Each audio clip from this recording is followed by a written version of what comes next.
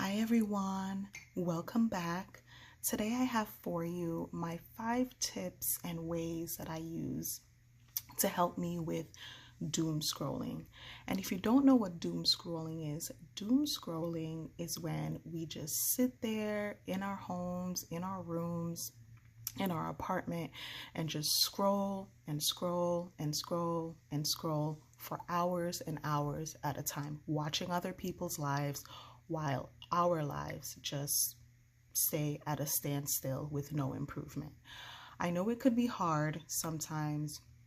You want to watch your favorite YouTubers, you want to check out Instagram, but that continuous scroll and scroll and scroll and scroll can have you lost and your hobbies get thrown to the side. So here are some tips that I have used, or some ways that I have used to help me with my doom scrolling.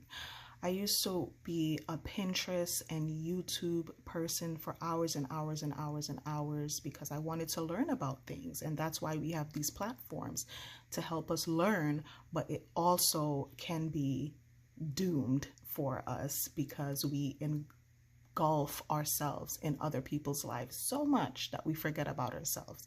So let's get started. The first thing I have is just planning. Get a simple planner that I have right here, and we just plan our lives. Plan your daily life. When you get up in the morning, write down a list of things that you want to accomplish that day. And by keeping yourself busy all the time, you have no minute to pick up your phone and start scrolling. You're going to look at your planner that you have set aside with all the things that you wanted to accomplish for the day, and you're going to start checking them off, whether it's meal prep, whether it's visit a family after work, whether it's walk on your walking pad for an hour.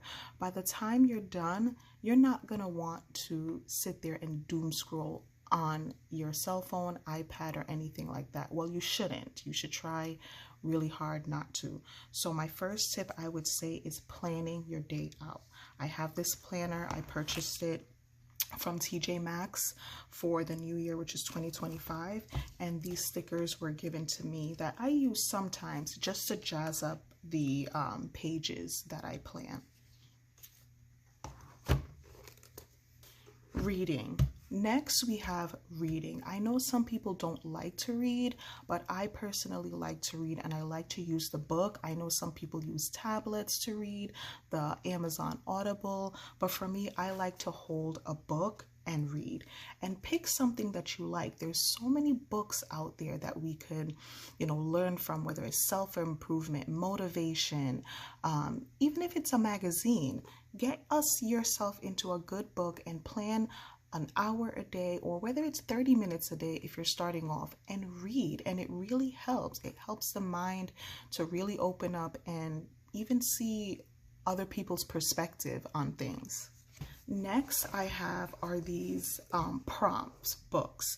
These prompt books are my favorite. This one is my recent purchase, and what a prompt book is, it just has little types of prompts, which is, for example, this one says, where do you see room for improvement? And what you're going to do, you just write down what you need for improvement. So for me, improvement for me, I want to improve my health and my weight. So those are some things that I would write down, and it's just little prompts. This one is 52 lists for happiness. I really enjoyed this one. I wrote a lot in this, and also this one I like too.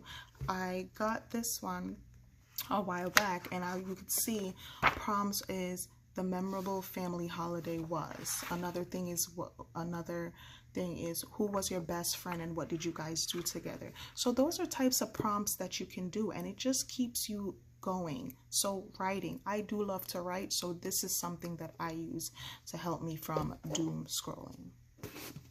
Word search. I love doing word search puzzles. Word search puzzles do help me when I want to pick up my phone and I want to start scrolling. I'm like, you know what? Let me get the word search. And this I got from Five Below, and it's really been helping me, and I've used it in the past and I've used it in the present, and it really is helpful. So Five Below does have a lot of types of puzzles and games and stuff like that that you could sit and just use.